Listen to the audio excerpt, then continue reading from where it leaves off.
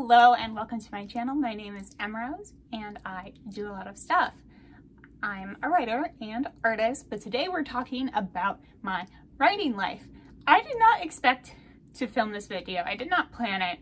It just came to me and I really want to talk about it. So today I am going to be talking to you about my nitty-gritty line editing process. Why this video and why now? Well, it's kind of weird to be honest. NaNoWriMo is coming up. Most people aren't in the editing mode right now. They're definitely more focused on drafting. So if that's you, maybe, I don't know, put a pin in this and come back to it later. But I found a bunch of notes that I had written about how my last line edit went. I finished it very, very recently. And I wanted to reflect on the process and also share some of my tips with you because I am an editor. I work as a freelance editor and I have done all types of stuff, journalism, copywriting, social media, and I have a very analytical brain for it. And what has been fascinating to me is how I've incorporated sort of that analytical process into my fiction writing, which is something very different. It's a very different mode of communicating, a different style, but I do think that there are a ton of benefits to it, and I want to share those with you today. This video is going to be a self-roast in the most loving way possible. All of the writers I know make these mistakes. I make these mistakes even though, like I said, I have that analytical mind, for editing. It's just part of the process of making your writing better. You may think this video is for overwriters. Now, I'm definitely an overwriter myself. So what that means is I typically over-describe things. I use extra words, extra repetition. My sentences can get a bit long. And when it comes to my drafts, they do end up on the chunky side. I usually need to trim them down. But in my experience as an editor, even the writers I know who are underwriters run into the mistakes I'm going to be talking about here. So this is for really anybody who wants to think about the value of their prose at the line level, whether you're an overwriter or an underwriter. These mistakes crop up everywhere and they are diluting the value of your prose. I'm going to be talking about the economy of a book, a chapter, a page, and you'll see a little bit more what I mean by that in just a bit. All right, let's get started.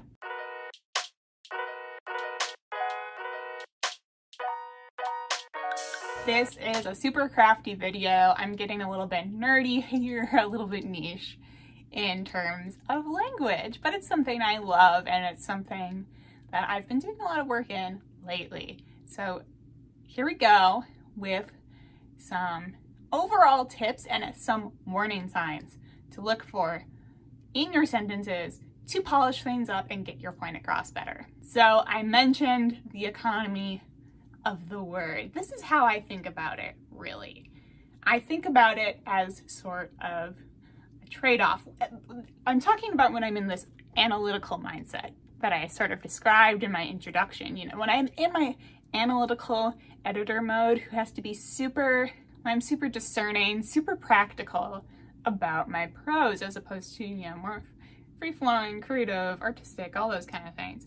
So when I'm in that mode, I am thinking about sort of cost versus reward, or what you get in return for that cost.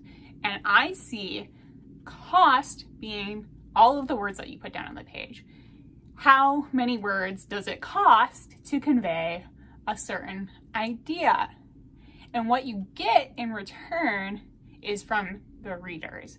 So what you get is going to be attention, it's going to be comprehension, like I said, but also hopefully in fiction, it's going to be a level of emotional engagement, a level of caring about the stakes of the story and wanting to see it to the end. This is a framework that I apply in situations where it's much more obvious in my other editing work. Say we have a 900 word article, for example. The questions there of cost, well, you have a very set amount. You have those 900 words. And then you're asking, how do you keep a reader engaged throughout this 900 word piece, a matter of paragraphs on a website online? How do you keep them motivated to learn more? What is the point of each and every one of those details that they are receiving throughout those paragraphs? In a short piece like that, it becomes much more of a puzzle. There are only so many things that you are working with and moving around in that type of situation. Of course, I think fiction is much more artistic. There are many, many different ways to convey value to a reader and convey things in a much more like flexible way. But if you're in a place like I was recently, where what you're focusing on crafting in your novel and this big, big story, what you need to focus on is getting your reader to care and keep track of the most important parts in a story that can sometimes be very complicated, very mysterious.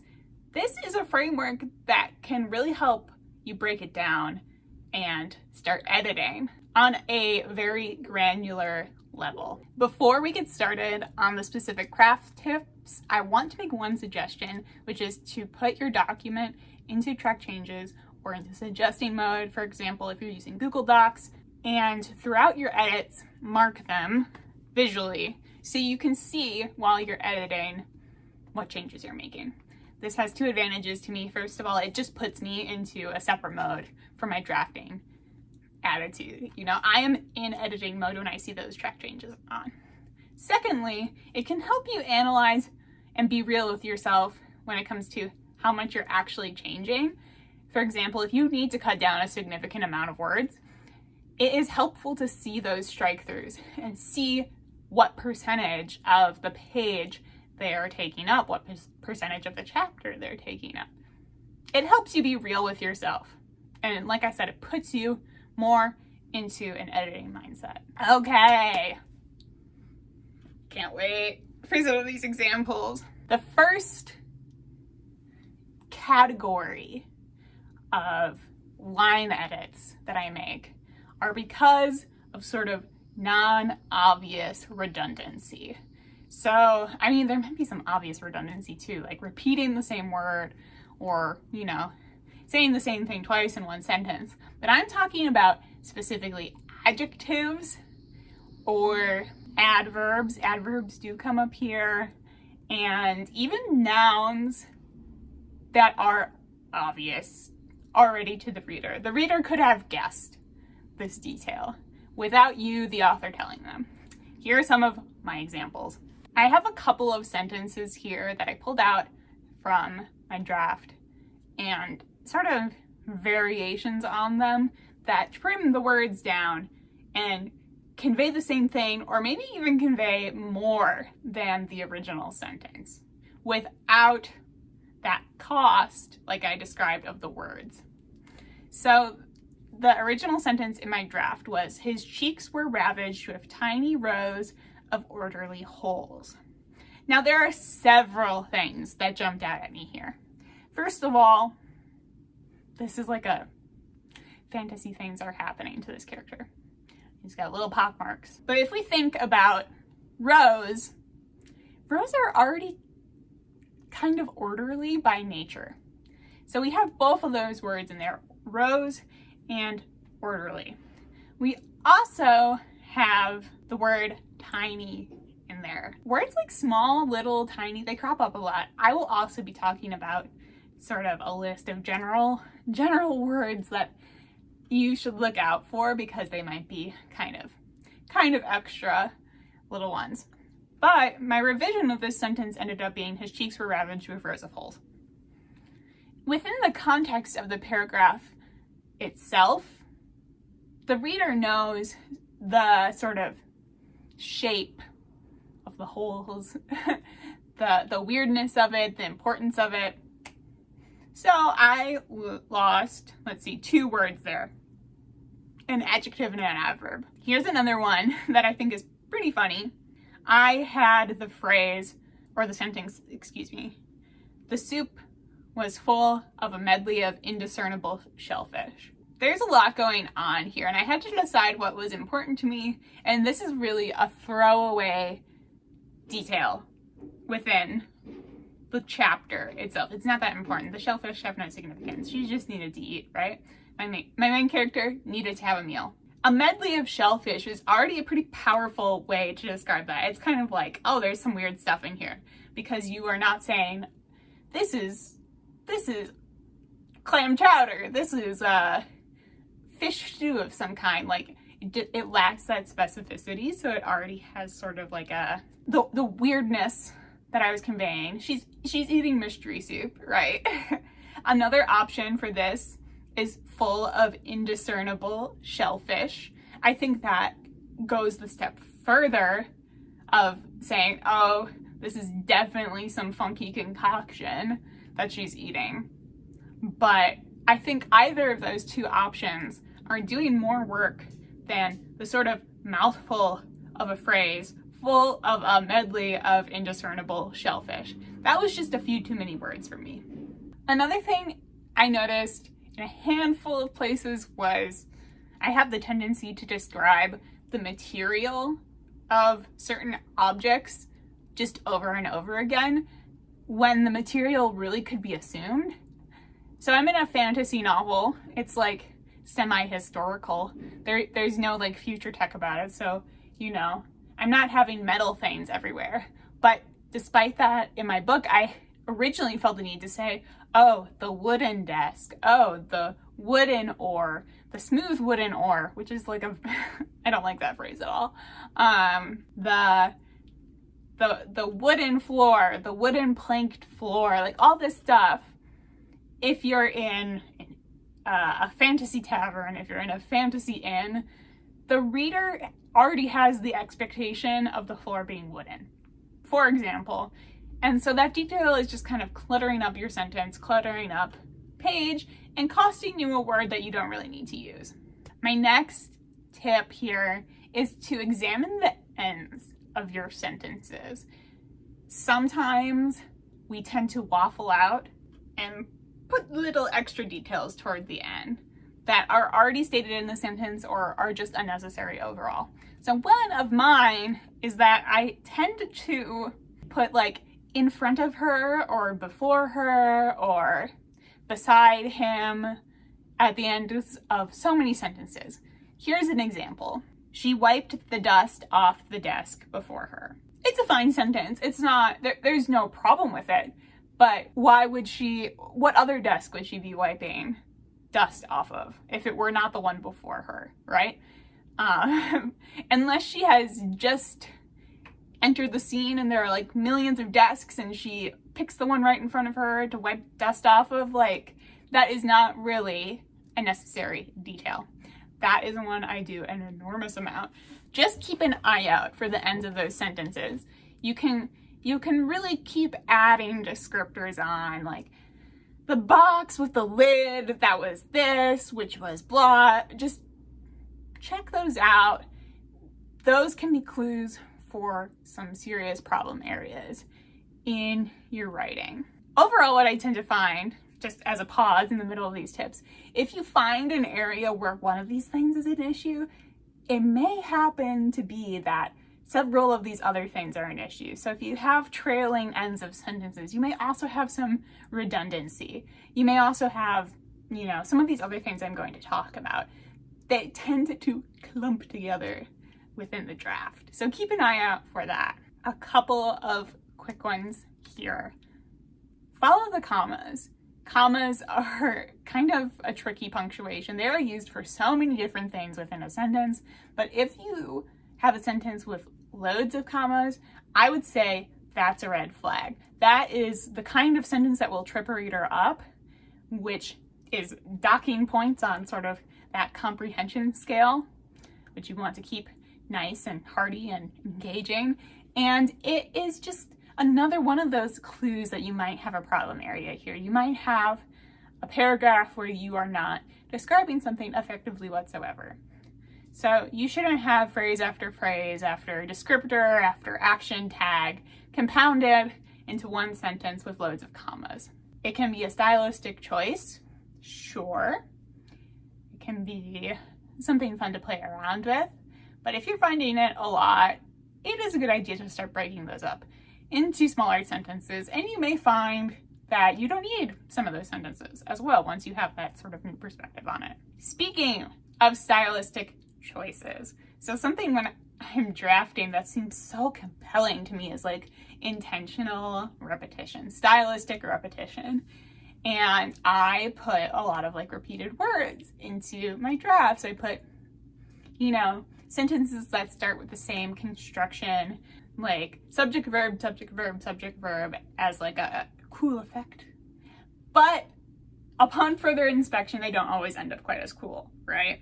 So look out for those. Really, really analyze if you're getting the payoff that you want from intentional repetition. My final meaty one here before I get into a list of just little words that I notice are problems in my work, in many people's work. But first, let's talk about dialogue. I have a little trick here that sometimes works for cleaning up your prose on a line level, and it is untagging dialogue, letting the sentence that the character said stand for itself and challenging yourself to do that as much as possible within a scene and still keeping it comprehensible. I often find dialogue tags in my work that are very long and kind of explainy, and this is usually a clue that what I've had the character say is not very evocative. The words within the quotes aren't describing too much how they feel, how they perceive the world, how they act, what they're doing in that very moment. Their inflection, like the dialogue itself is not doing that work, and I've attempted to reinsert it in the dialogue tag. This usually comes up for me as describing the character's voice. So his voice was high, his voice was low, his voice was crackly, or changes in a character's voice, like they seemed unusually soft spoken or whatever. If you are seeing a lot of those in your work, try just cutting the dialogue tag and rewriting what the character says. Challenge yourself to pack all of that inflection into the line itself and convey how they're feeling, the movement, their personal life perspective, their attitude within the words itself. It's just better writing. It is one of those scenarios where the sort of clunky, awkward dialogue tag that can be cut is also pointing to a place where you can do more work and improve your exchange, your conversation, by beefing up the lines the character says. Or, and this is kind of a holdover from my journalism work, but you may be in a situation where a line of dialogue seems to require all this explaining, all this narrative of what the character is doing or what they mean or why they said this thing, and that might be a clue that you can just cut it all together.